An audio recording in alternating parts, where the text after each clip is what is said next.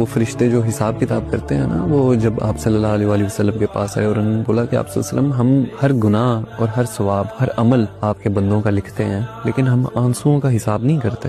تو آپ صلی اللہ علیہ وسلم نے فرمایا کہ ایسا کیوں کہ تم آنسوؤں کا حساب نہیں کرتے؟ آنسو بھی تو عمل ہی ہیں، یہ بھی تو ایک طریقہ ہے اللہ تعالیٰ سے معافی مانگنے کا، یہ بھی تو ایک طریقہ ہے اللہ سے کچھ مانگنے کا، یہ بھی تو ایک دعا ہے، عبادت ہی ہے یہ.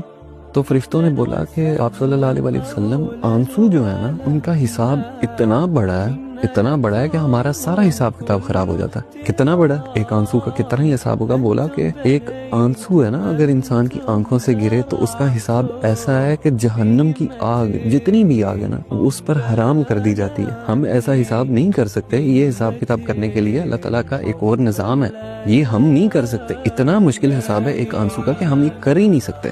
تو جو شخص اپنا دکھ اللہ کو بتاتا ہے، اللہ سے دوستی اس نے لگائی ہے، اپنی خوشی بھی اس کو بتاتا ہے، اپنا دکھ بھی اس کو بتاتا ہے، تو اس انسان سے بہتر انسان کون ہے؟ ممکن ہی نہیں ہے کہ کوئی اس سے بہتر ہو.